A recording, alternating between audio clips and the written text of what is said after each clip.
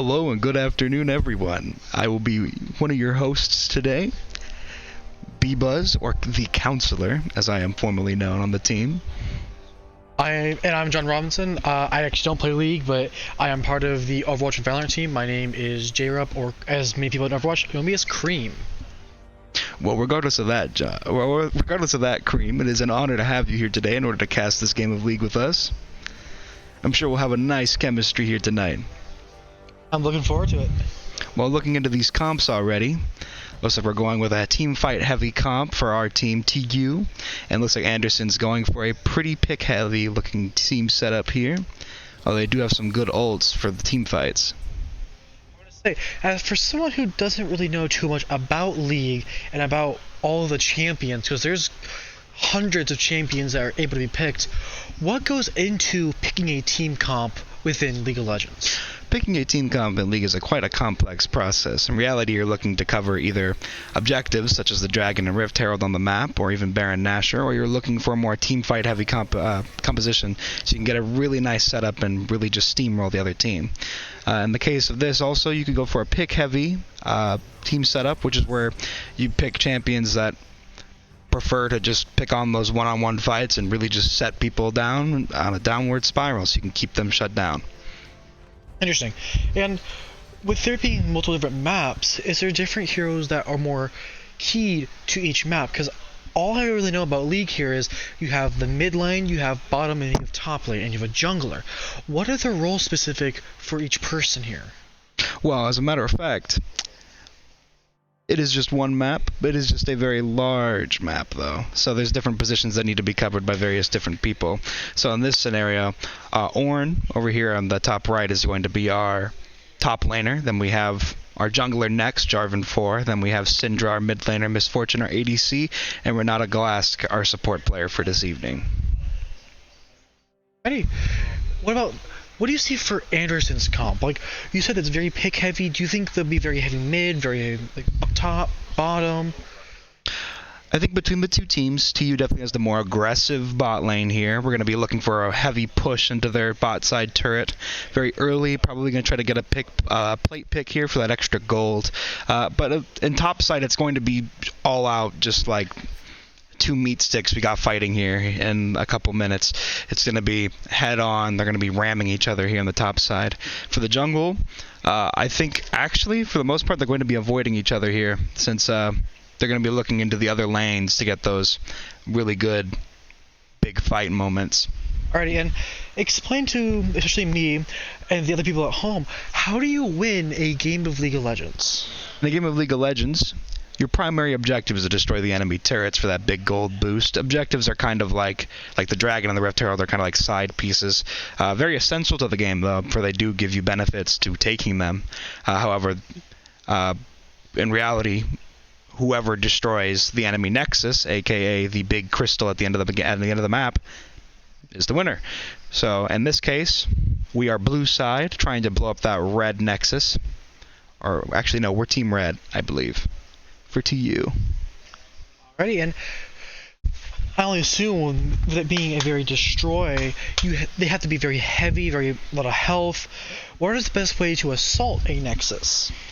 In order to destroy that nexus, it really depends on the kind of composition you have. You could win a team fight and just destroy the lane you're in. So for example, if all 10 players are in the mid lane and they're all fighting there, and say Anderson or TU bites it, the other team has complete push priority, meaning that they could just take a turret and then focus on an objective here. So in reality, due to the team compositions, that Nico mid is going to be pretty strong with that nice stun she has for her ultimate. So this is going to be a game to see who gets level 6 first, because they're going to be at an unfair advantage. When you're talking about levels, how do you level up? Well, you got to strike the minions in the lanes, I'm afraid. Or in the case of junglers, you got to go out of your way to go to these camps here on the side lanes in the little green foresty areas and kill some monsters. Interesting. And what is the risk of just bum rushing mid all the time? Like, what is the risk?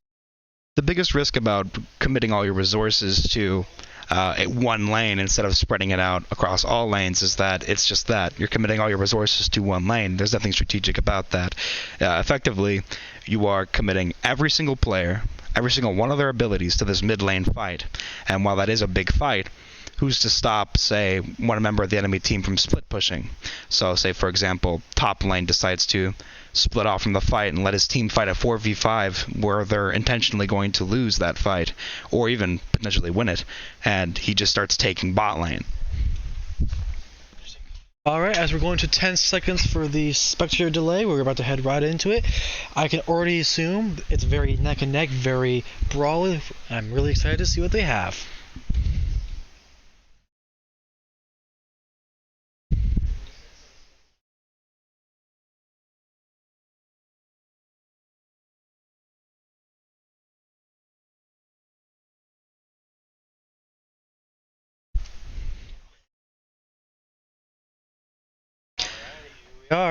We got some pretty interesting summoners here. Usually you'll see a support Lulu take a ignite for that extra heal cut and damage for the burn. However, it looks like Anderson's Lulu has actually gone with an exhaust to slow down and attempt to maybe stop some of the potential ganks from the J4 here. When you said the summon, what different kind of summons does each person have, and what does it cost to summon them?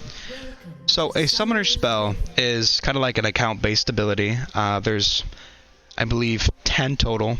Junglers, you'll see them, they have like a little lightning bolt on the side of their little bar. That is effectively a smite, and that is what signifies them apart from the other roles, so that they have this smite ability to kill off a jungle minion with relative ease.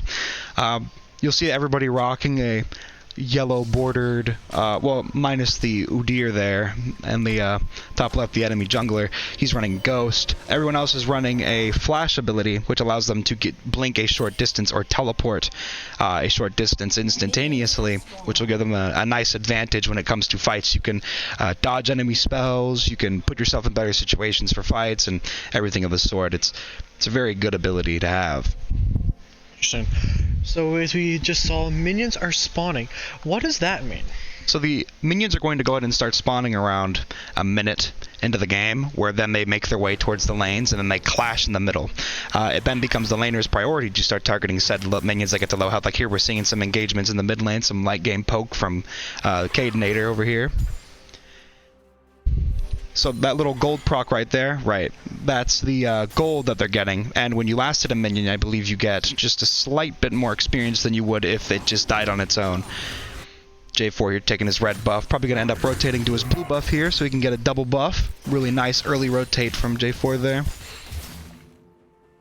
So far it looks like both teams are just poking, filling each other out, seeing what each person wants to do. No heavy engages yet. That's a very good assessment. As a matter of fact, you will never really see a team. So here we go, the level 2 come in. They're going to go ahead and push on Lulu here. Going to try to get that early game pick. Actually switching it up on the Twitch because that's the ADC. They want to try to kill him quick. Brought him down to less than half. That was a really good engage there. So that's for those at home, that's the traditional level 2 push. In bot lane, it's a very competitive lane. It's a race to see whoever gets that nice level advantage here in the first couple minutes into the game. Whoever gets level 2 gets a power spike, where then they use that power spike to drive it into the opponent. And since we have such an aggressive lane on our bot side, they had a really nice shove right there. Looks like we already leveled to level 3, just like the other one. So again, very back and forth. But it looks like Anderson might be taking a 2v1 here. Looks like Anderson's Nico, our mid laner, is currently attempting to get her, trying to bait her out of under her turret, so that way RJ4 can look for a nice pick here. But he decided to turn away and go for the Scuttlebug in the middle, which is going to provide vision and a move speed buff to allies in there. Nico went in for the engage, knocked Syndra to less than half health. Indeed. However, Nico unfortunately can't follow that up with anything because Syndra is a very good CC champion, does high damage. She does not want to push into that Syndra. Again, we see a lot of poking, a lot of prodding.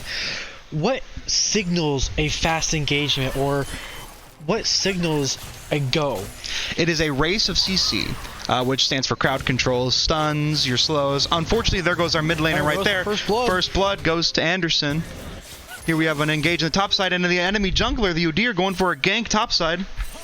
Chasing. Oh, there we go. J4 just got revenge for our mid laner.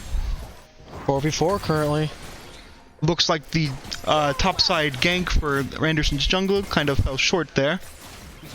Johnny probably not looking so happy after that one. How do you regen health in this game? There are several ways. You can back, get a nice full reset, as we League players dub it. You can destroy what is called the honey fruit in the river, which you'll see it looks like a collection of grapes, kind of, in a way. And you destroy that and you eat it, it gives you health and mana back. Or you buy these little potions, as you see that many of the players have in their arsenal, little red health pots. Or in the case of our junglers, they're both rocking refillable health potions, which refill every time you return to base. And to answer your question earlier about what signifies when somebody should go in and commit to a fight, the difference is that CC that I was mentioning before, that crowd control. When somebody's shut down and stun locked, that's your signal to all in them, effectively, which usually would result in a quick, clean kill. If you had to just take a quick guess or a prediction, who did you say right now has the upper hand? Between the two teams, even though our mid lane unfortunately got first blooded against, I do believe that we still have a pretty strong overall comp. Our top laner, playing tank top Ornn, is going to be able to hold out very nicely against that Aatrox, especially since Ornn has the unique passive ability to purchase and craft items in the lane. He's going to have a really nice setup top. Our bot side, as mentioned before, is a very aggressive bot lane. Twitch is a very squishy ADC. He can't really make a commitment to there, plus the recent misfortune buffs. Going in on Lulu here, speaking of which, going to get that little early game poke here.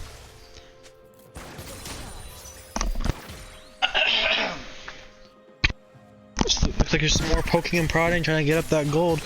Oh, here comes J4 with a gank. Looks like they're going to get that Nico kill. That's a big kill for Tiffin here. That is a nice shutdown on that Nico. Well, it wasn't really a shutdown, but looks like Aatrox trying to find a way to commit onto the Ornn, but he's slowly realizing that Ornn is just a wall of stats. He might have the CC, but he does not have the damage, unfortunately. That's going to cause him to back away here, look for a reset, maybe grab a couple items on his way back to lane. It does look like the tower takes a little bit of poke, but... And it looks like Tiffin, we're looking for a reset for this early drag bot side, which is actually a thing we usually don't do. We usually try to stay away from taking those early game drakes here, but oh, looks like the enemy already getting some counter vision in there.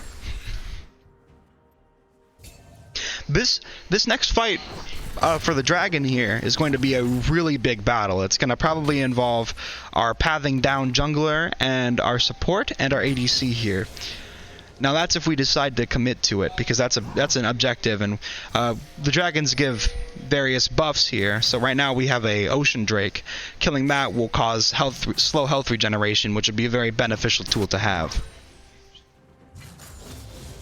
With the level advantages currently Tiffin having, should we take that level advantage and think of a...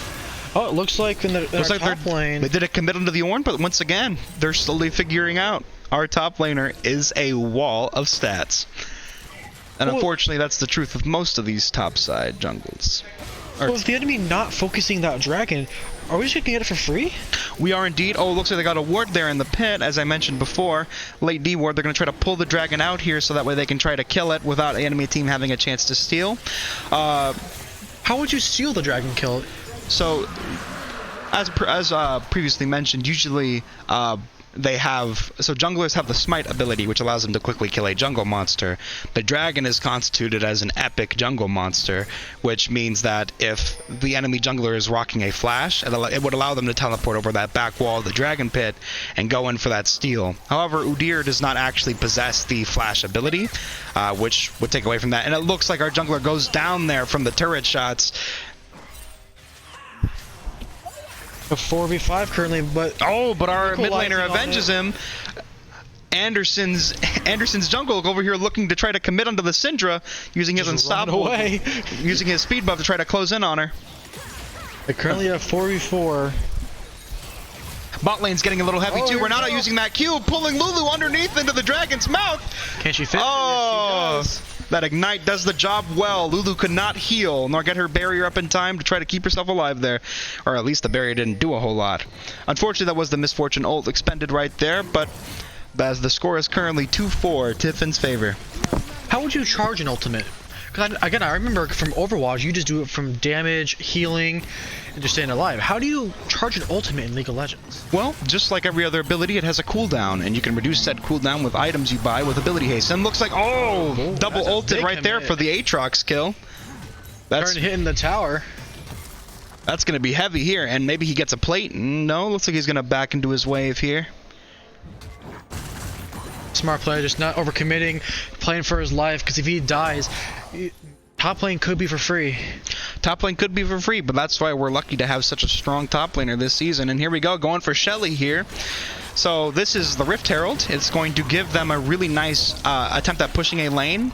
And it's going to our jungler, which means he's going to, whichever lane he ganks next is probably going to receive that nice benefit of having a creature that's just going to smash and instantly take away around 2 to 3 plates right off the enemy turret, potentially taking down for first turret gold, which would give them an extra 150 upon the 200 for destroying that first turret.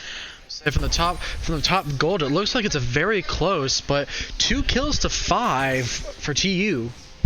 And a dragon, don't forget about that dragon. That dragon's also worth kill gold, so...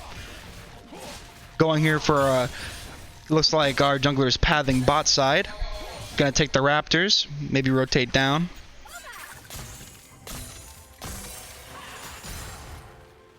Now, Nico's in a very interesting situation. She's pushed up twice, and both times was met by a response for our jungler, which put her in a horrible position. Well, it looks like here that there's a fight topside. Looks like both junglers are here. Both top laners as well. Our mid laner did a rotate up top. Like it's going to be a big commit in the mid. Looks like Nico backed for that reset. She had probably had some gold to spend. Ornn is now back top alone. J4 taking his Krugs. Like, Anderson's slowly walking up top to put some damage onto the tower, but honestly, just not much happening right now. Just a lot of poking, a lot of prodding, trying to find a big advantage.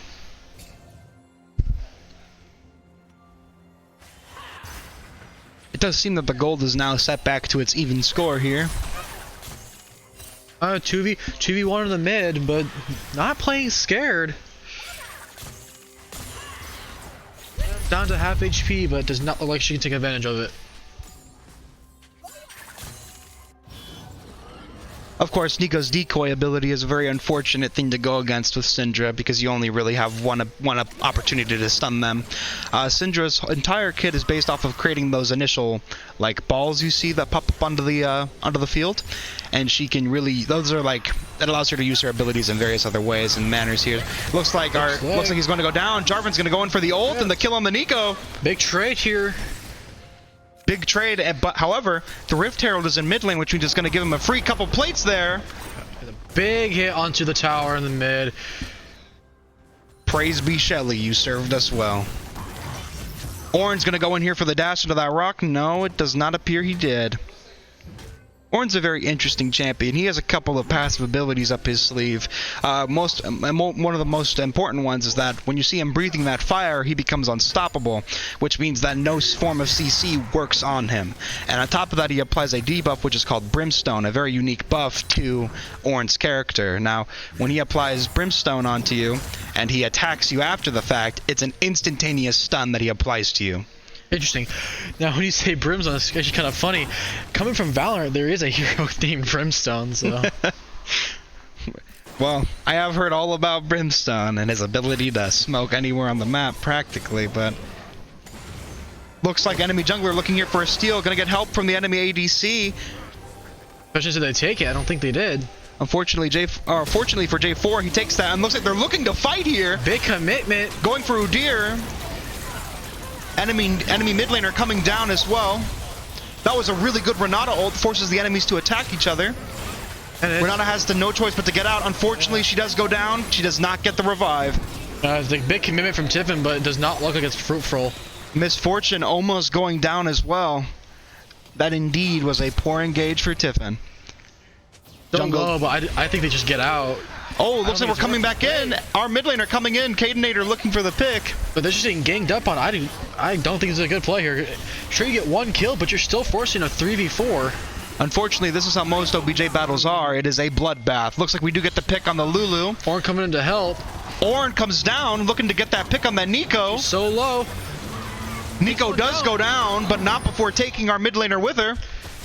And it looks like the battle for drag is over, with Anderson snagging a Hextech Dragon, which is going to give them a 6% bonus to their attack speed and a 6 ability haste cooldown, which will lower some of their some of their cooldowns for all their natural abilities and ultimates. When you say that you can buy things in the shop, what different things can you buy? When you can buy things from the shop, what I usually mean is there's several different kinds of items. There is a common item, or like an ingredient item as it's called, which you then use to build items. Like, for example, there's several hammers and swords you can make just from buying other items and putting them together, kind of like a little crafting game, kind of like Minecraft almost. However, in the case of League, everybody's looking for that early game mythic item, and you'll notice a mythic item because it's a big item with like an orange border around it. So you see here, enemy jungler has a Sunfire Aegis. That's going to be a big one, and our Misfortune is going full AD with that Kraken Slayer, giving her true damage every 3rd strike. So it looks like top lane turn did take a little bit of damage off of their top laner, but just again backing off, not taking too much of a fight. And back to poking and prodding, trying to level up and see from there. I can definitely see big level advantages for Anderson here. Oh yeah, most definitely. And it looks like here the enemy jungle is looking to steal a blue buff, which he does get. He also gets a 30 gold off that pink ward there. Pink ward being a ward that can reveal hidden wards, which are yellow wards. And also being a big vision tool. Usually you'll see every single person on the team buy a pink ward for 75 gold. Looks like they're going here, committing to it. Oh, got gank on that Nico, forcing her to use her ult. That is a free Nico ult. However, we did send 2 for 1 there. Looks like they're coming up to top lane to start fighting here. You may see a big commitment. Top lane 3 tower. top. Looks like we're trying to get that Rift Herald Prio, trying to get Sheila here. The trick to fighting the Rift Herald is to hit it in the back eye that it has. It does an instantaneous about 1,000 damage. Do that a couple times and give it a nice smite. Boom, you got yourself a Rift Herald in the lane.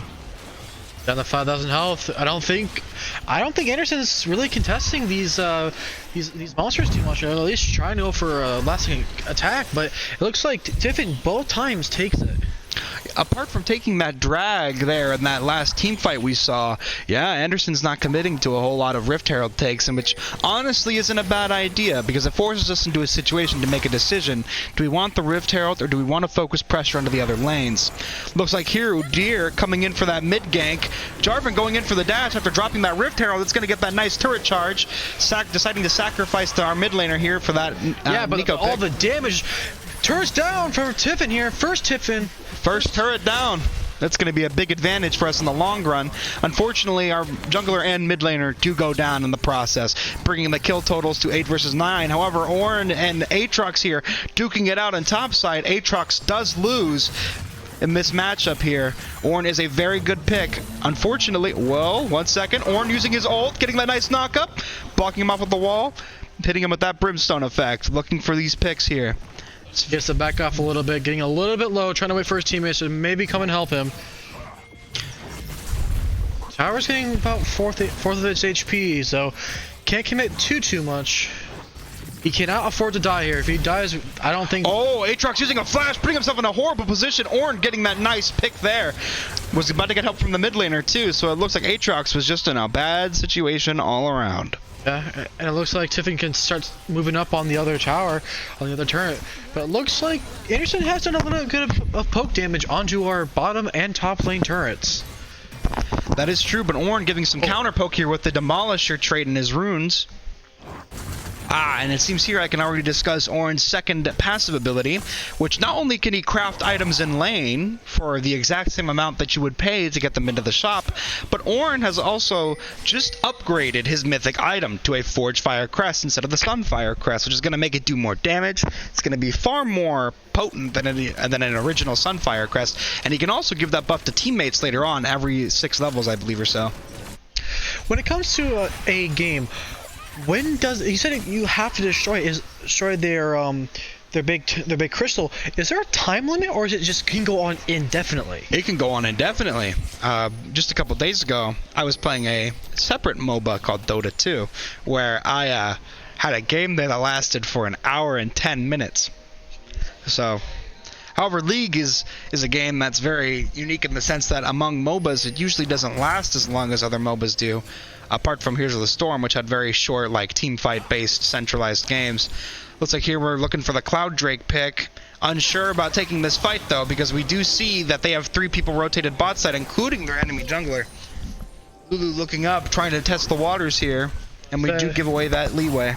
I'm gonna say, I don't think we want to take too much of an aggression, because if we use our abilities onto that Drake, we have nothing to help kill the enemy, which means they can just walk in, kill us, and then continue to do all the damage onto that Drake. That is true. It looks like we are surrendering a Wind Drake to Anderson here. Trying to just let them take that extra movement speed buff when they're outside of combat. Never mind. Right, Dark Jungler, J4, nice ults here. Getting down all the teamfight ults. Misfortune, unfortunately, getting cut off here. Looks like we may go for trades, but I think they make it the Drake in the end. Unfortunately, the enemy AD does go down, so does the enemy support. Our mid laner does go down. Drake Still, Drake's an absolute toss into the air. Udyr does snag the Drake here. Does take it. It looks like it's again a really big commitment from Tiff, and all of us almost go down. Ornn does run down the Ornn does run down the Nico here and bashes her to death. The only person surviving that bloodbath there was the jungler. Yeah, but with it being, I think, a 2v4, I'm sure, won't be surprised if Anderson takes advantage of it. Our jungler attempting to stop him from taking his Gromp there, that big old frog, unfortunately backfires as he gets picked off by the Aatrox. It looks like when it comes to heavy engages, we're just not pulling it through. But when it comes to this long, drawn-out fight, it definitely seems like we're taking the towers, we're taking the poke. But again, when it gets into a heavy brawl, we're just not pulling it through. That is true here, but it does look like we take a second turret, putting us up 2 turrets on the long term of the game here. And as we can hear from our guys in the back, they want to keep on fighting, keep up the pressure. Does sound like we have an exciting fight about to come up, folks. Syndra attempting to hit that W there, trying to get that nice slow proc so she can set up for a stun. Unfortunately, does not happen. Trying to defend this bottom turret now, trying to receive some golden experience from that. It looks like Anderson does have a bit of a gold advantage, but again, with us having 2 turrets down, we can push up a little bit more aggressive. But just, again, when it comes to just flat out just killing the people to take advantage, Anderson has that over us. I do agree. It does seem that Anderson's team fight and coordination is a little bit more set in stone than our team's. However, you can't deny that fact that we do have a lot of kill pressure right now with this J4 over here. Absolutely. The kills are pretty even, saying the fact we have 12 to 13 kills. Giving it their all.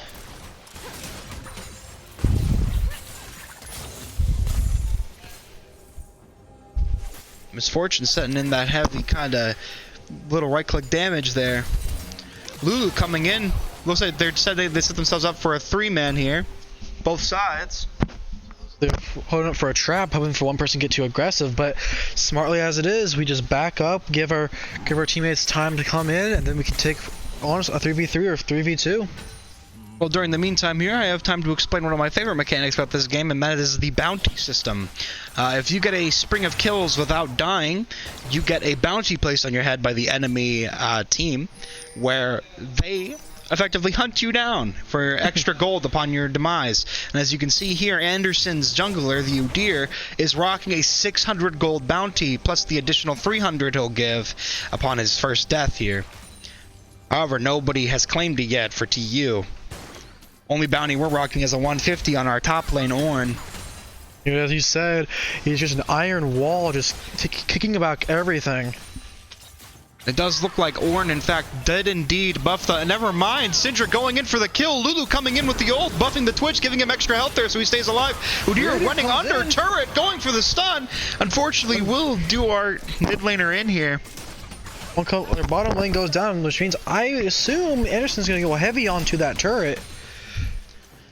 It looks like they are backing off instead because the minion wave will unfortunately not be in their favor there.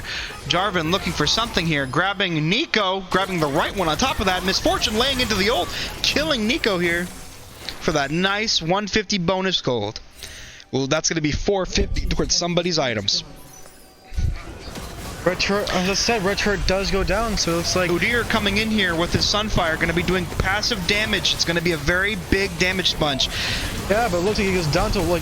Udyr does get touched by Renata's ult, which does slow him down. People are going to be looking for that Udyr bounty gold. Going to give them 900 if they kill him. So low, but smartly backs up. Tiffin starting to walk in, but okay, looks like we are going to back off. Playing that 4v2, waiting for your teammates. Said we lost that bottom row tower, so again, off of those kills, Anderson took really good advantage of it.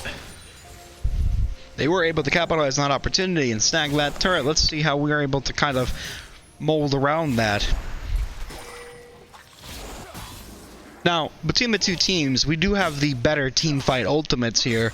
All they really have going for them in the teamfight ultimates in terms of like true like big group CC is Neeko, who has that nice really big AoE stun that we've seen constantly attempt to get used. It's like we're waiting for that Drake. But unfortunately, it does seem that Renata does get slapped by Neeko's Q here. Gotta force her to back off. It does look like we are going to fight over this Drake. We do not want to give them 3. Anderson putting some early damage to it. Not quite any aggression from Tiffin. So it looks like we're just backing off here. Does look like we are giving that dragon. We did give that dragon. So now, if Anderson sticks out for the next 5 minutes and takes that last dragon, it's going to give them the Cloud Soul, which is going to give them a huge movement speed for using their ultimates. The levels have seemed to balance out a little bit. What is the max level for a hero in this game? The max hero for a hero in this game is 18. So people are fighting for that 18 level power spike where they get to finally max their ultimate ability.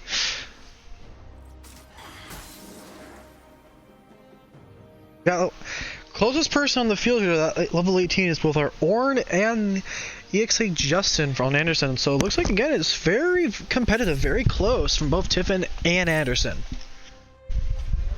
I do agree. It does seem like Ornn has been really putting in work this game, really getting those nice stuns in and not letting Aatrox take advantage of him in the top side that we've seen here. Aatrox getting real tired of dealing with this Ornn's armor, decided to build a Black Cleaver, which is going to take away and strip some of that armor off that Ornn, eventually leaving him vulnerable.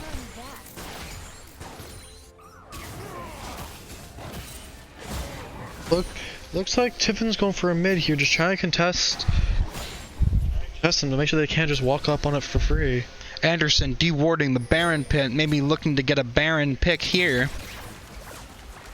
Baron Nashor, of course, being the giant worm in the pit there. People want to take that because he gives them bonus damage to turrets, bonus damage all around, quicker back times. He's just a great friend to have. Now, it does seem that Udyr here was looking to try to get that Jarvan shut down, but completely forgot about the Jarvan EQ combo that lets him dash over walls and terrain. Hooking, prodding, just waiting. No one wants to commit too much. Ornn giving that lane to Aatrox. The kills are even with a 14-14. Anderson does have the gold advantage by about 1,400 here, roughly. No one going for that mid monster just quite yet.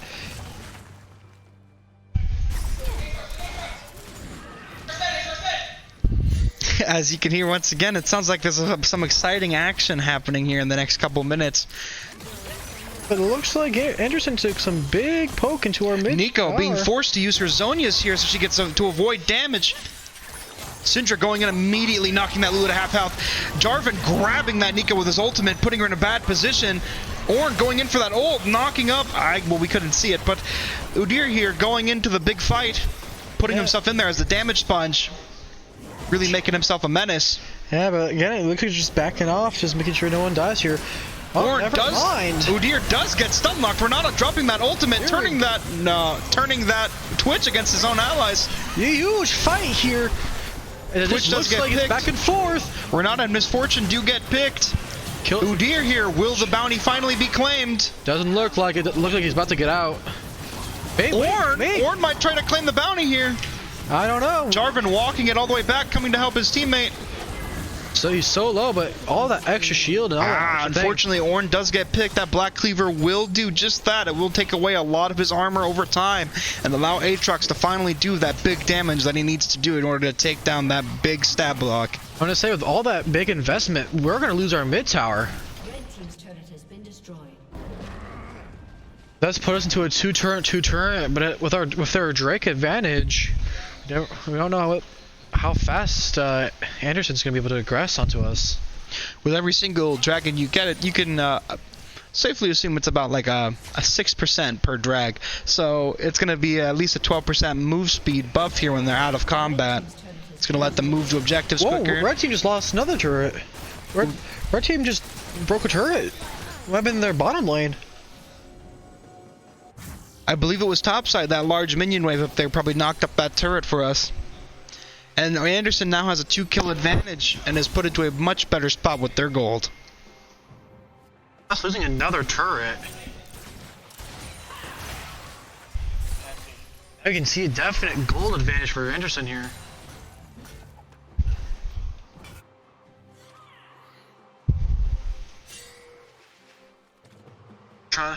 Using the natural buff from the dragon here to get that extra move speed buff for just a bit. Checking the bushes, making sure. Now this is our Scuttlebug, so stepping him out will give them a move speed buff. Udyr de-warding here, using his Oracle lens to try to find invisible wards. Unfortunately finding nothing, for we just got pink wards up in these bushes. And they will destroy our vision here, giving them a slight advantage in the fog of war where we won't know where they are exactly. Udyr looking to initiate, does get that nice whack and ult proc. Another big fight coming. Ornn, unfortunately, stunned, does not get his ult off for that stun lock. Another big fight happening out here in the lane. Everything is just back and forth as Anderson does go down. Renata does unfortunately go down as well. Anderson going back and forth. Looks like Tiffin is going to be taken out again. Anderson just absolutely beating us in that neutral fight when we all just group up and take a fight. It will lead to another Drake going into Anderson. Unfortunately, the ability here between the team fights is pretty apparent. Udyr here going 8-0, unfortunately, meaning that he hasn't been killed once this game. Was really putting him in a really good spot here. As you can see from his build, he has a Sunfire, which is giving him partial magic resistance, partial physical resistance. He has a Force of Nature built to just reduce that incoming magic resistance from our mid lane, and he even built a Frozen Heart to reduce that Misfortune damage regardless of her true damage here. Anderson just takes another dragon. It's honestly, Anderson is pulling off a really good here. Now they do seem to have a really big advantage here, but let us see if we can get a really good team fight in potentially. Unfortunately, I don't think team fights are a good option for TUF for the time being. Pressure does go down, as you said before. That's extra damage against those turrets. If it start because Anderson is rocking some pretty high levels here, definitely higher average than we are. 3 of them being level 16, getting ever so closer to that level. Aatrox locked into that level 17. He's been doing he's been excelling in these combats where he's not 1v1ing Ornn topside anymore, where Ornn can just keep him in a nice spot. He's absolutely unchained, just going crazy. Yeah, it looks like it's a good adjustment from Anderson here. Now we do have 3 people rotating topside trying to get Caden here. Oh, looks like they do get that shut down. Does look like he's gonna put and they do get the mid laner here. Another tower for Anderson. Now you see the minions have a purple aura about them for the blue side. That is a buff that they are receiving. It's a movement speed, damage, and attack speed buff that the minions are receiving here. So that's gonna be massive damage onto that red turret. Especially since they have a double cannon wave right here, yeah. There it is. Looks like another big team fight. This may be a decider. Unfortunately, it seems that it has already been decided. Yeah. We do get some picks off, we do get that Lulu, but unfortunately it's too little, too late. That Aatrox comes in and he just starts swinging. Yeah, and again, it just looks like this may be a decider because we're just absolutely crumbling under this aggression from Anderson here. Anderson now having 3 cannons in that minion wave, taking out the 2 central turrets, which do the most damage, and onto our Nexus. This looks like this may be game. And that is the end of game 1, folks. Anderson 1 to you 0. Really, just really good aggression from Anderson, taking this full team fight, taking advantage of out of position players, seeing that this person uses an ability or they all use it, we have an advantage. We just run at them. That is a fair assessment. However, I would like to point out that there were some good team fight ultimates here put into by both teams. Jarvan, of course, unfortunately only being able to snag one person in that big damage ultimate he has, and then separating them into a nice arena for the rest of the team to get in.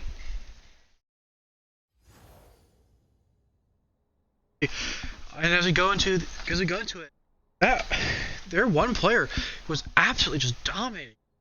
3.2 KDA. He was doing so much work for Anderson. I believe his final score was like 8-0, 8-1. Now, as you're seeing here from the stats, it does seem that Nico did the most damage overall, and as you can see, that Udyr was a really big problem, and I do believe he's one of their higher ranked players between the two teams. Now, we were looking to attempt to try and pry from his hands some of his more comfortable picks, but it does seem that regardless of what he did pick here, the Udyr was a good pick for him overall. It gives him that damage he needs, that movement speed, that extra utility, and that tank he needs to stay in that team fight for as long as possible. Top of that, his ultimate's super good. He gets it at level 2, lets him do a big AoE burn kind of circle that we did see make constant reoccurrences here. On top of the Sunfire, so he was slowing people, burning them to death, and he was getting that ramping damage from that Sunfire was huge. Regardless of the item advantage you might have had with the Ornn, who could buff a nice mythic item here or there, did not give us the advantage overall in this first game. And you can definitely look at all the damage.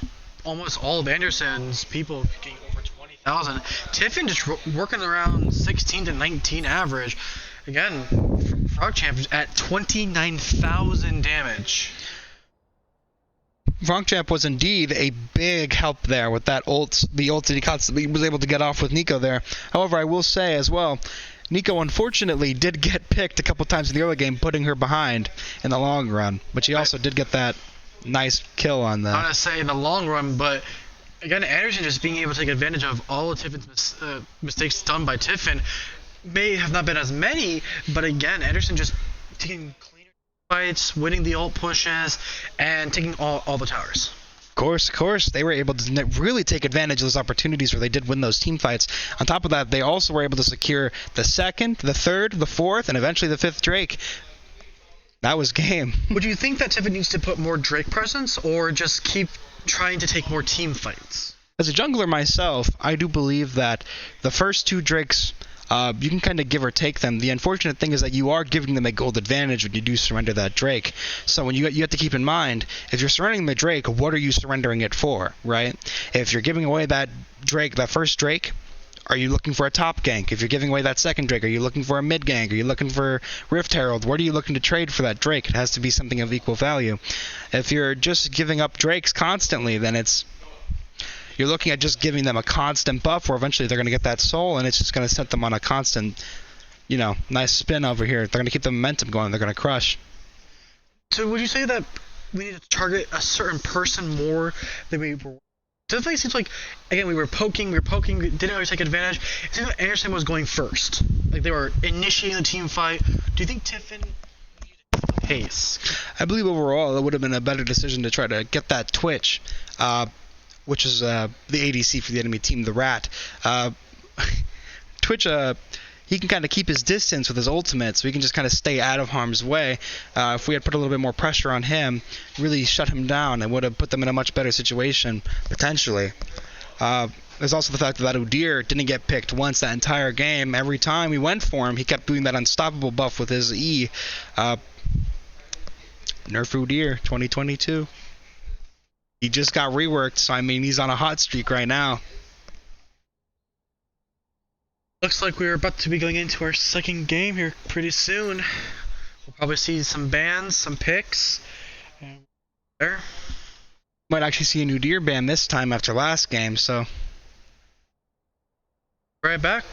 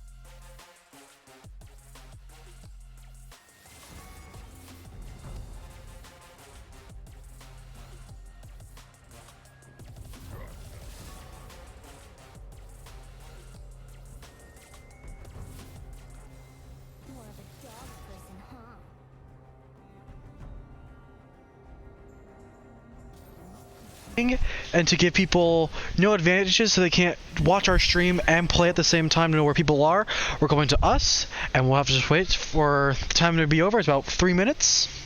So for the meantime, we hope you enjoy looking at our handsome faces. Now, of course, with the comps that we did choose, it does seem like we are trying to hold true to that team fight comp that we had before. Hopefully we can commit to it better with these more comfortable champions that we're picking. We distributed our damage types a lot better too. Mordekaiser's an AP champion. He's going to go ahead heavy with these big old mace swings. He's just going to come in and just destroy stuff. I'm very confident in our top laner, as you can tell. As well as Breno. Breno can really put his foot down when it comes to him playing Sez. We've seen it in the past, and we might see it again this game. So who knows? Okay, you used to reference AP. What does that mean for League? Well, there are two types of damage in the game. Well, I guess there's more than two, but you know what I'm trying to say. The two main types are AD, which stands for attack damage, and there's AP, which stands for ability power. Champions that are more caster-based or are like Mordekaiser and have something special about them in the lore tend to do more ability power focused damage, which is going to be all your big nuke type champions and everything like that. AD also has its own respective nukers, but AD also is more like your right-click based champions. So people that walk up and just the people you hear spamming the right click, those are your AD players. What would be the advantage of running one over the other? Now, honestly, that just comes down to the character. Aatrox, for example, is a perfect example of an AD champion. His Q is a series of 3 strikes. It's a combo attack. It's a series of attacks. And we've seen it before, and we're going to see it again. He's playing topside, so every time you see that first big, long overhead swing where it does a big distribution of like attacks on the ground, that does AD damage. And at the very tip of it, it can knock things airborne. And he has a lot of mobility he can apply while knocking them airborne. So he's an example of an AD champ, whereas Mordekaiser also has an overhead swing where he slams the ground. He does AP instead. So the advantages are you force them to build one direction versus the other in terms of their defense. So if Aatrox wants to take less damage from, say, the Sejuani and the Mordekaiser, he'd build AP. But if you wanted to take reduced damage from our bot side picks, which are AD focused, he'd have to build physical resistance or armor. So kind of forcing him into, hopefully a choke threshold here where he has to choose one over the other and can't take the best of both worlds. So which one would you say is more important, or is it just an even balance? It's an even balance. Definitely depends on the picks that are distributed, though. So, for example, with Yone, you can't really make that decision because he does do that AP damage with every second strike, but he's a primarily AD-focused champion, so you'd want to try to distribute it as best as you possibly can. Alrighty, so looks like we are about 2 minutes and 40 seconds till we can go into it. We'll be right back.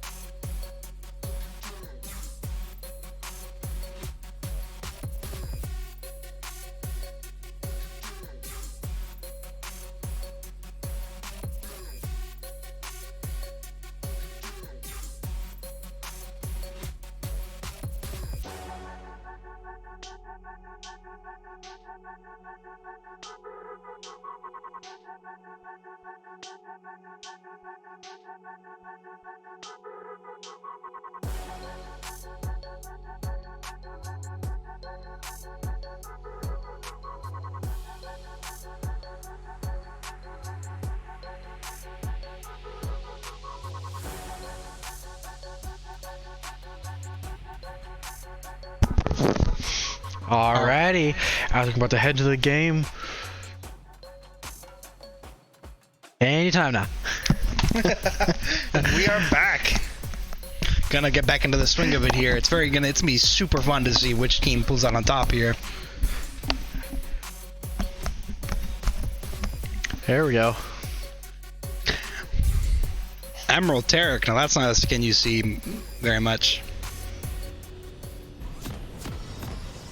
Okay, so we're going to hop into it. Of course, we are blue side this time, so those of you in chat, please be rooting for the right people. That's going to be the people with the blue little bars. Absolutely. I mean, and our team aesthetics also pretty blue, so as you can imagine, Summoner's Rift. with the exception of Sivir, I think. Alright, it looks like we're just going to hold up, wait for positioning, and see what the enemy does. Definitely not going to do anything too aggressive until those minions do spawn. Well, it does seem that Nautilus went in for a pretty aggressive ward, putting one on the enemy side there. Oh, interesting. Diego. He peeks in for a second, then He knew something was up. There's some aura radiating from this bush that forced him away. Definitely some strange power there he did not want to mess with. Minions have spawned. yeah, we get the first wave of minions. Mordekaiser here staying behind just a little bit late to make sure that the enemy doesn't steal our jungler's blue buff. Now the two buffs here are very interesting. We're going to actually be able to see it this time, so I'll explain it. Breno here, the person on the boar, is he's hunting down the red buff, or the red bark bramble. It is a giant tree beast coming out of the ground right now at 1 minute 30 seconds. And when a jungler takes out these buff creatures, it gives them an aura, and this aura does special things. For example, the red buff increases your health regen and gives you a damage over time effect on when you attack enemy champions. And the blue one decreases your spell cooldowns and increases your mana regeneration, so... Alright, as you saw last round, it looks like it's a lot of just poking and prodding. Just trying to find those early game opportunities. Whoa, Sedge going for a level 2 gank. Oh, forcing a flash here this early in the game. That's 3 minutes that he cannot flash again. It looks like Tiffin has decided to pick up the pace. At least for right now, as everyone is on equal footing for level. Sivir here throwing her magical pizza glaives at people. Nautilus taking a bunch of damage. Getting that early game stun and hits him in, gets him down to half HP. Forces that Twitch to flash there. Again, meaning that he also cannot teleport for 3 minutes. Sorry. Yeah, and again, looks like Tiffin definitely has picked up the pace. Tarek also applying that exhaust that was talked about in the first game. Exhaust is a very powerful debuff that you can get as a summoner spell. It lets you decrease the movement speed of your attacker and also reduces the amount of damage they deal. Very good in fighting situations, and it also scales well into the late game. So, and looks like we're gone back to the poking game, making sure no one gets over aggressive. But it definitely seems like Tiffin is putting a lot more pressure early game. Aatrox taking a whole lot of damage up topside. It does seem that Total Fighting is indeed cramming him under that turret, saying you have to stay there, little man. Well, Diego coming in for the game. This is going to be a 2v1. Looks like they might go for the kill. Unfortunately, they do not get the... Unfortunately. Listen to me. Whose team am I on? Again, looks like this mid fight is just back and forth. Oh, he does get the knock up. So he does get the Echo here. And first blood goes to Tiffin this round. Echo did waste his Ignite there. The Ignite is a very powerful summoner spell again. It activates a heal cut, meaning that anyone that is affected by Ignite cannot heal as quick, and they also take damage over time, or a DOT. Yeah, but you'll take that first blood any day. You will take that blood any day of the week. Echo using his flash earlier there due to that jungler gank put him in a horrible situation. Absolutely. And again, just going back to that poking and prodding game. Aatrox and Mordekaiser have a mutual respect for each other, acknowledging each other's power level after last game. Looks like we got two in bottom lane. One of Tarek's abilities there is to straight up mark him an ally with that kind of weird aura you guys see, and that does shoot and stun opponents upon its completion. So Sivir back here throwing her pizzas of mass destruction, getting that CS in. Aatrox is doing a really good job of keeping this. Actually, as soon as I said that, he just missed a minion, so never mind. And it looks like our top lane has to give a little bit of space here. Mordekaiser doing a lot of damage to that Aatrox. That may be, but with all the minions this top laner has, he may get some free damage onto this turret. He more than likely will, but it does seem that Mordekaiser will be the one walking away level 5 and with slightly more gold. Absolutely. And just more poking, more prodding, waiting for one person to over-aggress, or waiting for backup, because that's what happened in that first fight. We had backup, and we just took advantage of it. Yone bringing that Echo to half health. Cadenator really putting that pressure onto FrogChamp this time around. Really probably fed up and angry about that Nico game. Absolutely. And again, just waiting for one person to overstep their bound and go for too much aggression. Gold, I just took a look at the gold. Gold definitely seems like it's in Tiffin's favor. Over 4,000, or just about 4,000, and the advantage of it. Oh, that's 400. 500. Yeah, 400, yeah, 400, 400, 500. Just an extra zero. What's the difference? Not that big of a difference. I was like, oh my gosh, we have 4K already? Whoa. Yone going in for the kill this time again, stepping into Echo's stun, flashing out of it. That's going to be down for 3 minutes. Says Ronnie over here looking for a pick. Breno hungry for these kills on this Echo. Something has gone on. They do not like FrogChamp this game, telling him to stay under turret.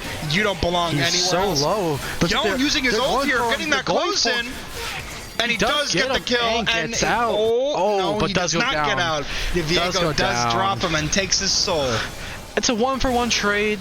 Not too bad. Looks like a big fight, as we may lose one here. Lane. Unfortunately, Nautilus does go down. Sivir having to get out, uses her flash, throws a pizza at Tarek for his trouble. Yeah, but luckily, it definitely seems like Tiffin slowing it down, waiting for respawns, because it looks like it does take a while for a person to get back. I might be a jungle main, but fights topside do get me riled up. Watching the testosterone between two burly men, indeed, is quite an interesting experience. All I know is just more poking and more prodding for this top lane. No one wants to give too much space here, and until other people come in to help, I think it'll just be a draw. It is indeed a battle like the Old West. Cadenator securing that level 7 and that cannon minion. Uh-oh. Whoa, red team took a dragon. We didn't even notice a dragon had spawned. We didn't even get any vision in that drag pit. Yeah. So it does look like Anderson will take, like last round, took that first took the dragon control early. Now I will say that Viego did get a dragon, which does give him a gold head here, but unfortunately it was a cloud dragon, which isn't as valuable as, say, other dragons, so it's completely worth trading a cloud dragon if we get something out of it here. Absolutely. Just a little bit of poke damage onto that tower, just not taking it down too much. Again, it's just another big fight for this bottom lane, just making sure no one can take advantage. Viego is looking for a gank here, proccing his E, using it as a shadow walk as he tries to get a W, and he misses. Echo's ult here is active. Here we go. Cadenator has to be careful. Huge damage. Says one, unfortunately missing her may ult. go down. Looks like he barely gets out. So low there. Now Echo did use his flash again, which means it is down for another 3 minutes. Cadenator could try to pull something else out again and drop him here, but Echo does, in fact, he is holding on to his ultimate still. Yeah, this mid aggression from Tiffin is great. I honestly think Anderson may need to put more help onto it. Cadenator going in even on Viego here, forcing him into a fight. Good. Good disengage. A great disengage from Tiffin. Yone's a very hard champion to explain, but I'll try to explain what's happening as best as I can here. Whenever you see that like extra colored form and that line tethering the character to his past model, it's actually him leaving his body. We might see it again here soon, here in a second. No, but it does seem like Echo is not going down without a fight this time. Viego coming in. Twitch rotating mid. 3v1 and they do snack Cadenator this time around. Yeah, and as I said before, it looks like Anderson ironically took my advice that just helping their team take that mid control. Viego here, unfortunately, being knocked away from that knot. Looks like Bruno has to go help his top laner, but honestly, this bottom lane looks pretty contested. Now Twitch did rotate up, which does give him that assist gold for that kill, but as you can see there, where the gold numbers, Sivir is ahead by CS. I think by 8. Nope, not anymore. Twitch is getting some CS in. He just missed that one. Why is it every time I mention somebody's doing good with CS, they miss one? I don't know, but if you take a look, Anderson did take back the gold advantage, getting him about 400, 500 gold advantage. Tarek here did force a fight, and Nautilus is durable, and he does hook out, but Viego's looking to gank. There's been a heavy jungle presence this game. Sej has only been mid twice, and top once, as far as we've seen. Alright, it looks like Anderson is taking some early damage onto the bottom one. Takes off a plate. Now it does look like we are trading these bot side plates for this Shelly up here topside. Of course, I'm referring to the Rift Herald, a minion that only spawns 2 or 3 times a game and lets you deploy it into lanes where it could do heavy damage to turrets. We saw it in the first game, and it might happen again this time around too. Mordekaiser getting that passive. Like we're gonna do our own under turret. Looks like we're about to do our own pinch. We go 3 top. I believe Cadenator is the one currently holding onto the... Nope, Sejuani is the one holding onto the Rift Herald. Breno about to drop it topside, it does seem. Echo is topside. Echo has his ult back up once again after that fight they had mid where he was forced to use it to survive. Yeah. Echo landing that W on Sej. It's going to be big here. Aatrox rotating down. Big team fight. Stun. Big team fight. Tiffin looks like it's pretty even. Total fighting rips the life from Frog Champ, and Justin goes down here from Cadenator. Yeah, this Viego taking down Cadenator. I'm sorry, taking down Breno. Cadenator forcing a fight here with the Viego, who does not want any. This is a pretty even fight here. Oh, this is huge. This is huge when it goes down. Unfortunately, Viego here does have a big kill advantage. Now, this jungler was a problem last game, and we banned his Udyr, but unfortunately it does seem that his Viego might be a little bit more intimidating than his Udyr. We'll see, but honestly, with those kills, it puts a big bounty. He has a 500 current bounty on his head, meaning that he is worth 800 gold for the time being. However, as we do see, Viego did make Blade of the Ruined King, which is going to give him extra Omnivamp, which is this game's equivalent of lifesteal.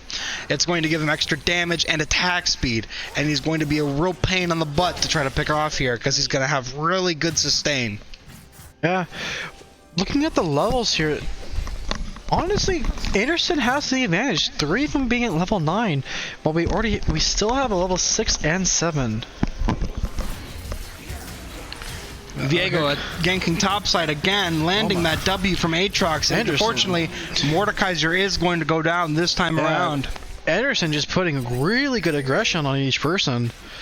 Definitely seems like Tiffin just not up for the aggression. And here comes some good poke damage onto that tower, but it does look like Tiffin will be going for that Drake. Not gonna lie, this is the earliest I've ever seen Tiffin go for a Drake, so hopefully they're able to take it here, otherwise it might destroy their confidence when it comes to taking Drakes in the future. And they do get that red dragon. That is a 6% bonus to attack damage and ability power.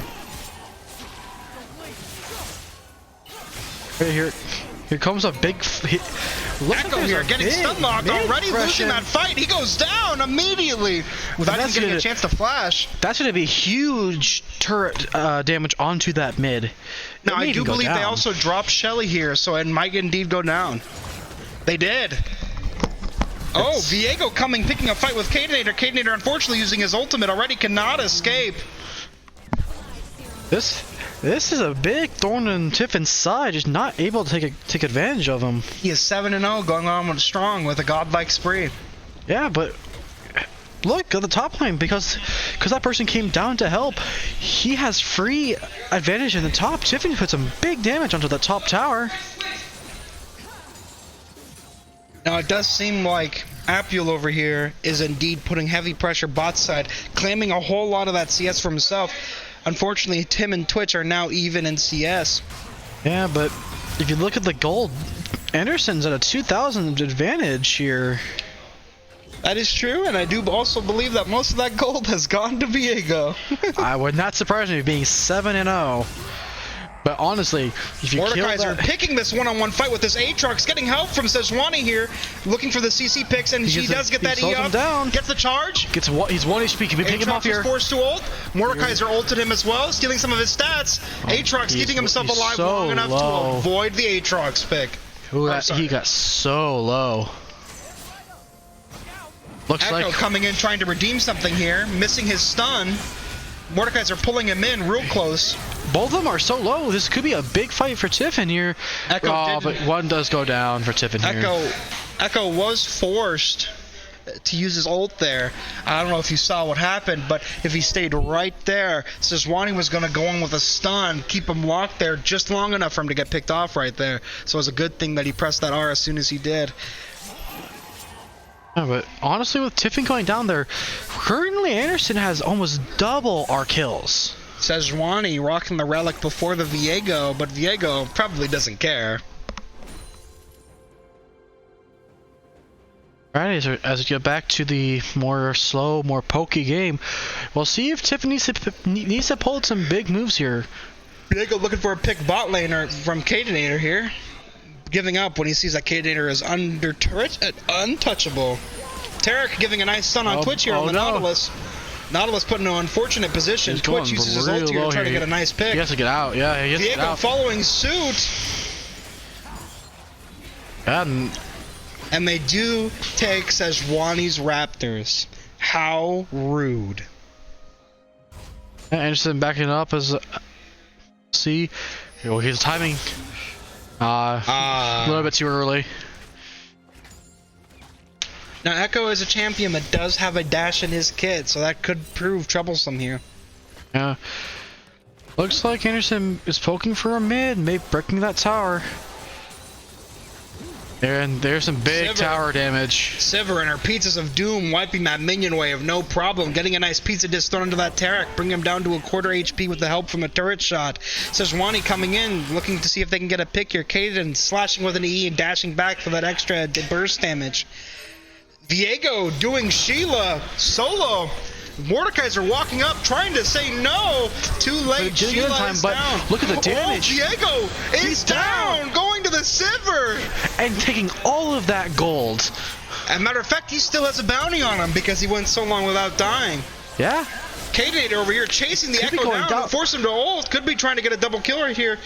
Could be a really big pick here if they get the Echo. Indeed, Echo will be going down. He does get him. Let's see if Tiffin can take advantage. It's a 5v3 right now. That turret right there is so low. They get a lot of pressure in the mid lane, but unfortunately they will have to back up. Tarek got a nice stun here, and it looks like they're focusing on the dragon here. Looking to get a second dragon. Blue does take down that first turret, and looks like they're going for a second. They may take it.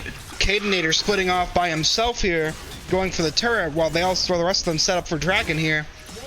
And there it is.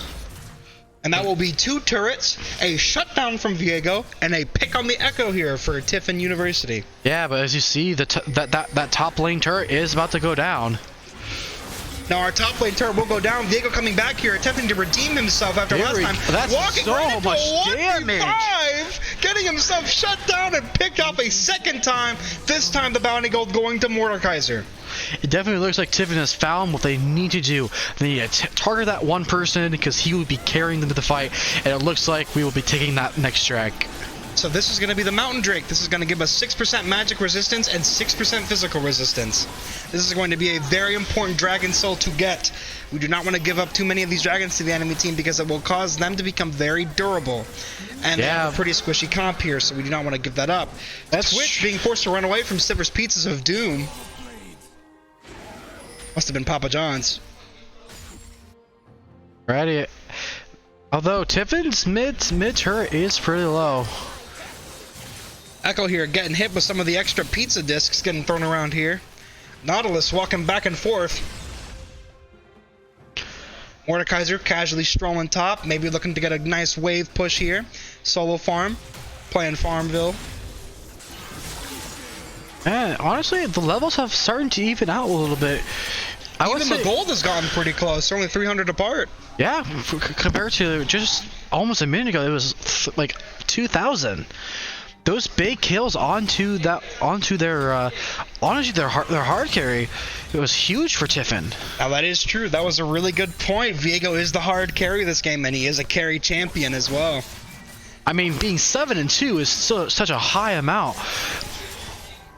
Now, there are indeed some champions that even if you tried to be a carry on them, you could just never carry with. Kaden doing a 1v2 here, almost picking that Twitch dangerously low. Absolutely, but however... Mordekaiser also taking a 1v2. Now it's a 2v2. Here comes Bruno. Getting the Viego Here comes pick. the cavalry. They're both and it looks like Tarek will be joining Viego here for a double kill for TU University topside. Yeah, and that can be a free tower because there's 4 of them there. 4 people rotated topside. They do take a third T1 turret, which will put them ahead by 200 gold here. Absolutely, of Anderson University. This is great aggression from Tiffin. I absolutely love it when this comp works. You pick up momentum and they keep spinning and they just don't stop. So we do see here Baron Nashor is up. I do not believe they will look for Baron Nashor, but it is important for them to remember that that will be a heavy team fight for them to take on later here, especially with that Viego being 7-3. Now, they might have tilted that Viego off the face of the earth here.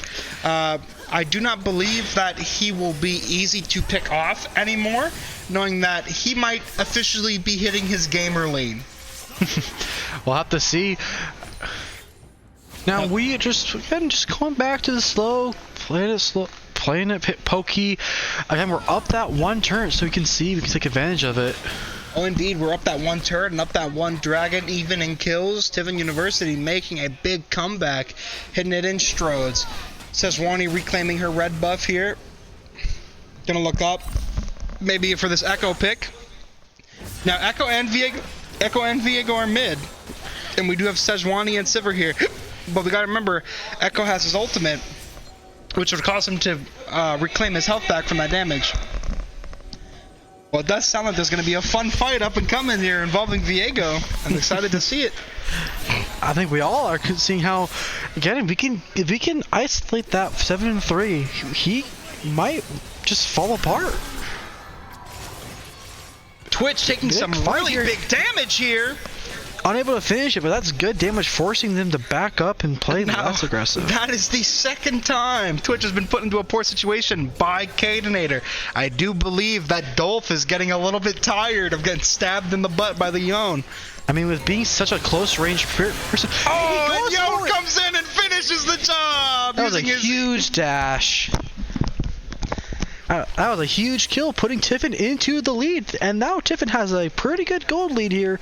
But as we saw, Anderson can just come back. And we are looking to take the Baron here. However, they did have it worded, so if we're going to take it, it better happen fast. I'm going to say, see if Anderson can come and take it. Fight that worm. Indeed, taking big chunks off the big fella's health himself. Echo over here looking for a pick, maybe even looking to attempt to steal it. Nope, instead he was looking for a W stun that says Ronnie just said no. Viego on the other side of that wall, you can see it wrapping around here. Viego is invisible when he's inside of that area. Gonna be a big fight here. Big fight indeed. Looks like Tiffin's taking so much damage, they may go down. It looks like they are committing to Viego here, knocking him to half health. Now he's at a quarter. Unfortunately, Sivir does go down.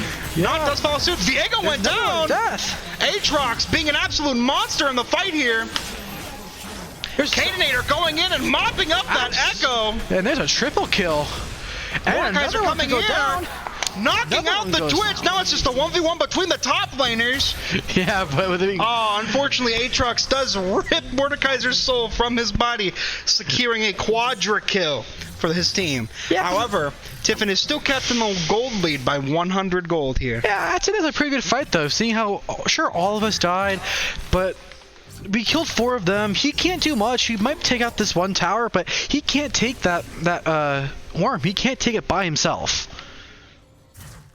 Blue team's turret has been destroyed. And there it is. That turret does go down. That will bring the score even on turrets taken. Yeah. Looks like for level wise, it looks like that person who survived that quadra kill is level 15. Could be closer to getting at level 18. Does look like Aatrox is starting the dragon here for Viego, so if he can come over here and attempt to do it. But it looks like Tiffin potentially looking for a steal. Goes down. Sivir knocking them with her pizza. Sejuani going in, trying for that steal, unfortunately not getting it. They take the fight, forcing it on the Viego, knocking him to half health with the Sejar. Somebody Zonya's. I believe that was Echo. Echo indeed. He's rooting. Oh my gosh, they trade Echo for a dragon here. Now that, in the Overwatch term, is the main tank experience. Just being stunned. That's something I know quite well. It looks like we were willing to trade the dragon here so we could try to take Baron. Yeah, the Baron should be still pretty low. Unfortunately, Baron does regenerate health when you leave the pit. So does every other jungle monster if you get too far out of its aggro range. Not to see how much health is it. Yeah, as you said, it's full health, but Tiffin full committing. Let's see if Anderson may go for another steal. Indeed, Tarek securing vision for his team here, but it might be too little too late as we secure Baron Nashor. That's going to give us quick back so we can get back to our shop and buy items real fast. It's going to give us damage buffs, and it's going to buff our waves of minions, which is going to let us take even more kill pressure on these turrets and players. Yeah. The more just pressure we apply, it seems like Anderson just keeps buckling it over. And after taking that Baron, we have secured a 1.3k gold lead.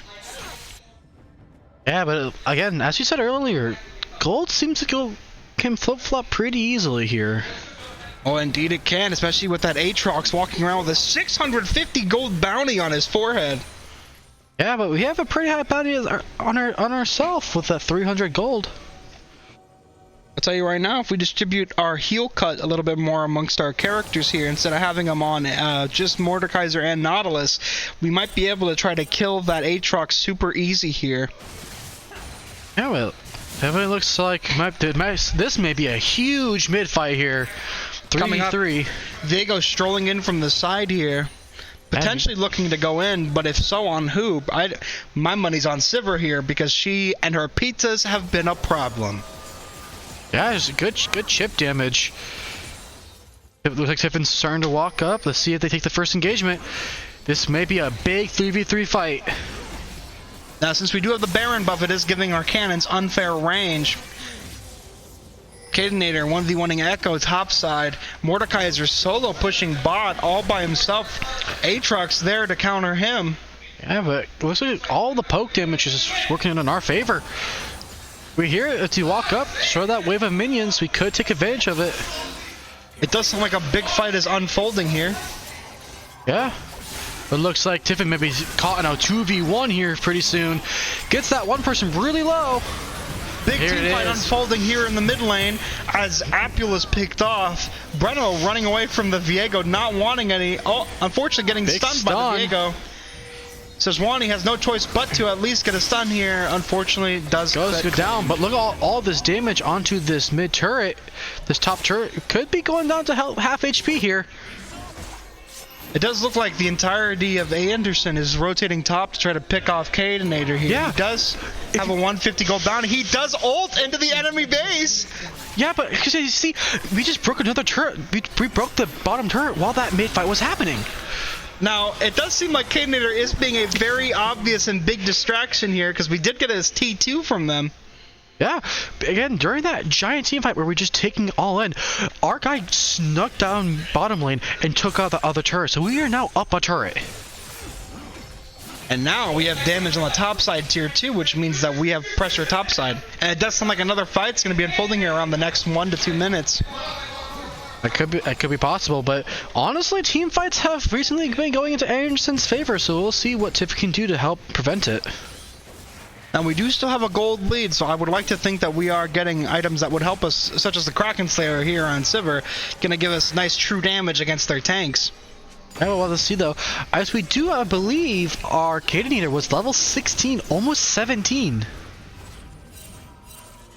And Anderson did get the last Drake, so it does look like we are going for the third Drake here, securing vision, dewarding, both teams doing the exact same thing.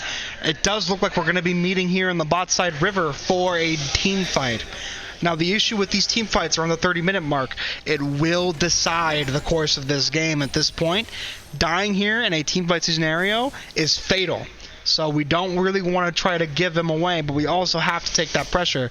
They are walking through the bot side bush. They're going to end up behind us. We're going to end up sandwiched here if we keep going. We do not care. Tiffin University walking straight up into Anderson.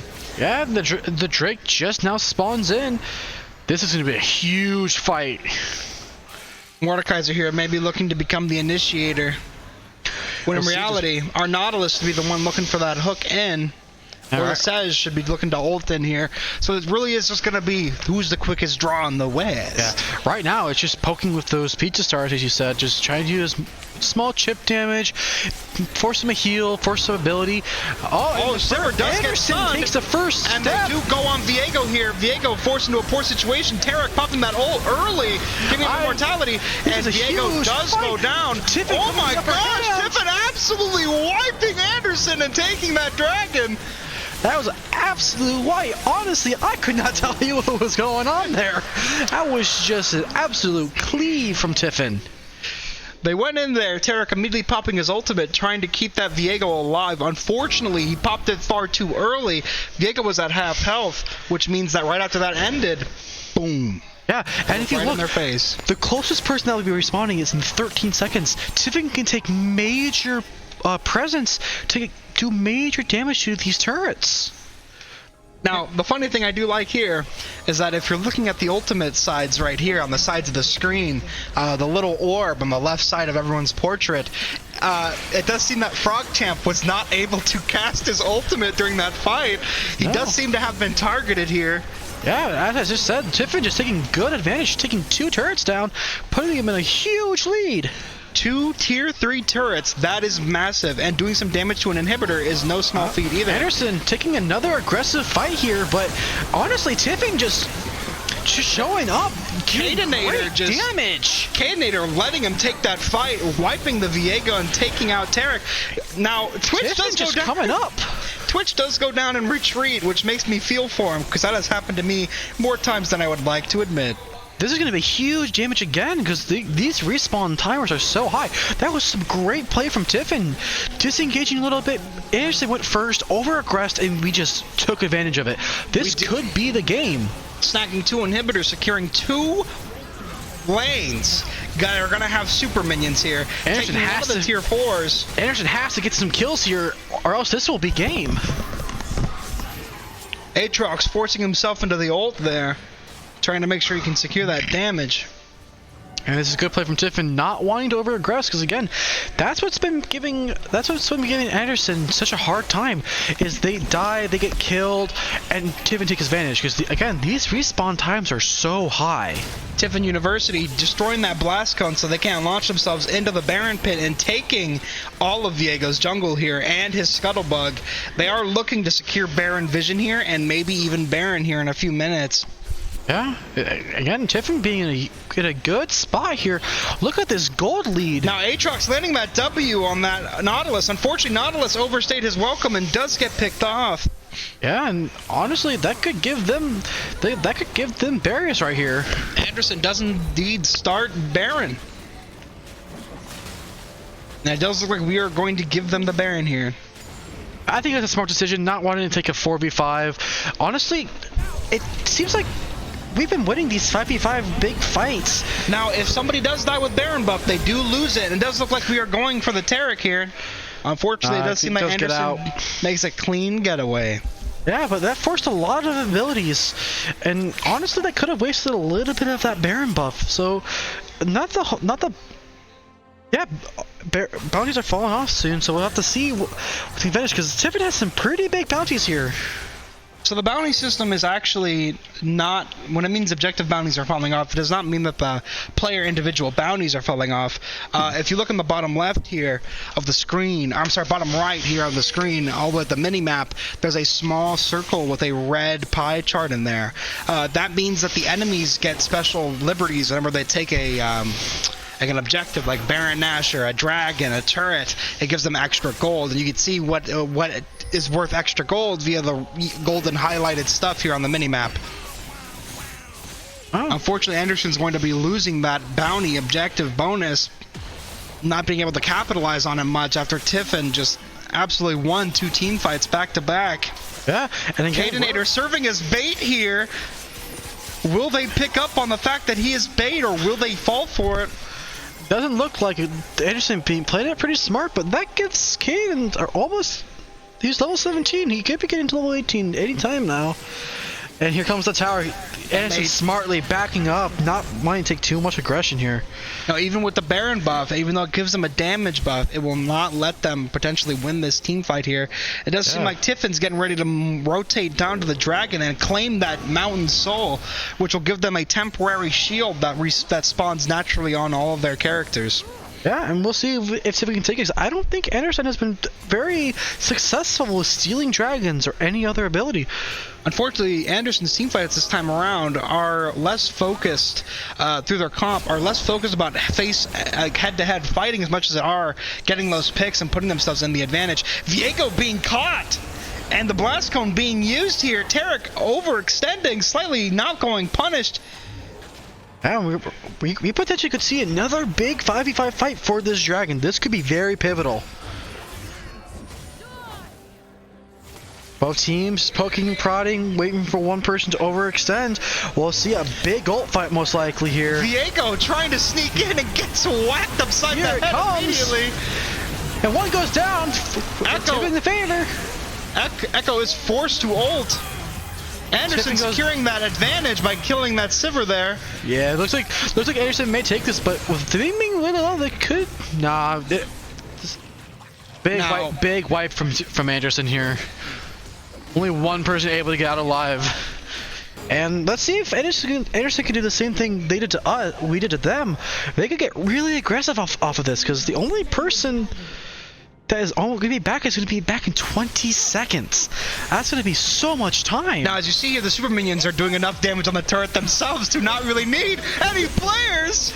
If it does go down, that forces Anderson to have to come back. They can't take advantage of this time frame. Now, unfortunately, what happened there was that Anderson traded those lanes that we destroyed the inhibitors in to take that dragon, which means they took a lot of unnecessary base damage. So I hope it was worth it for them in the long run here.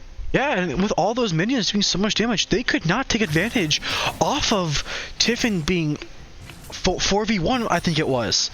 So Anderson being forced to play back, not being able to play their game they want to play. Now what this does mean is that since the Nexus is now exposed, if an enemy inhibitor goes down, Tiffin could look to backdoor them here. Yeah, although we do see Justin getting level 18 before anyone. Let's see if he can take advantage of that. Oh, he's been very pivotal in teamfights here. His Aatrox is super clean in terms of its mechanics and its ability to be played. But let's see here. Mordekaiser Total Fighting doing an absolutely banger job himself, having a bounty of 500 gold on his head and having 9, 4, and 7. Yeah, we'll let us see what Tiffin's plan is here, because I think they could play, honestly, a little slow. Wait for just to group up, wait for ultimates, wait for abilities, because Anderson has to go first. From Tiffin destroying so much of the turrets in the home base, I think Tiffin's at a good spot here.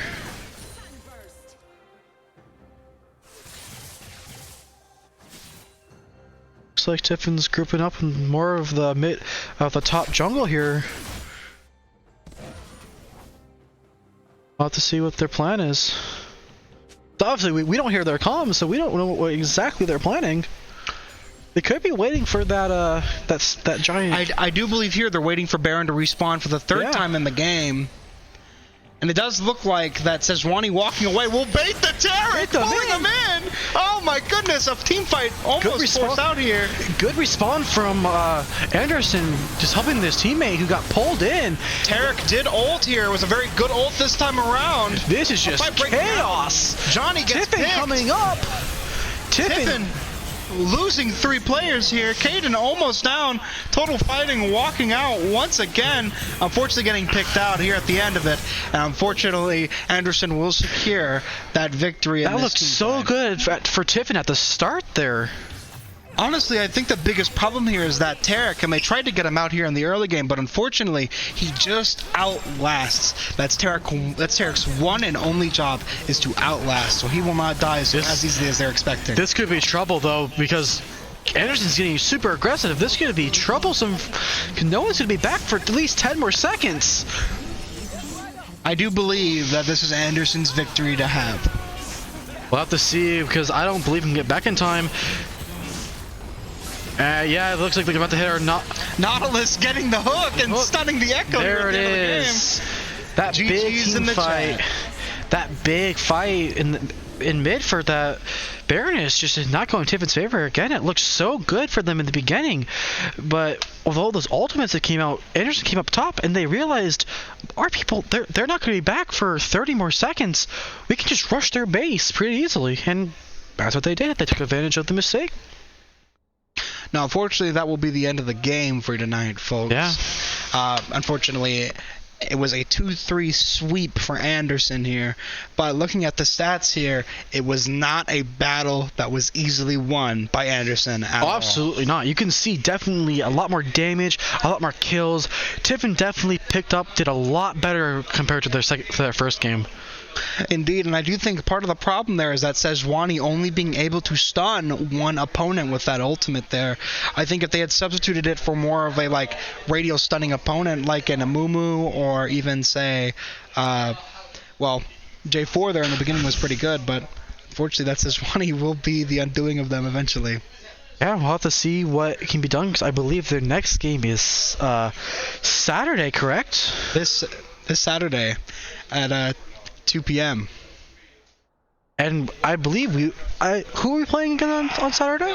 Unfortunately, I don't exactly remember who we're fighting against for this Saturday. I'm very bad at keeping track of such things. But yeah. It'll probably be on our schedule, most likely be online. Also on Twitch, you can probably see it if it comes through. But we also have Valorant coming in at about noon at the same time on Saturday, so hop in, join us, and thank you so much for tuning in for this unusual time. Usually games don't happen Thursdays at this weird time, but things happen. Again, thank you so much for tuning in for us. Thank you so much for listening, everybody. I have been the counselor.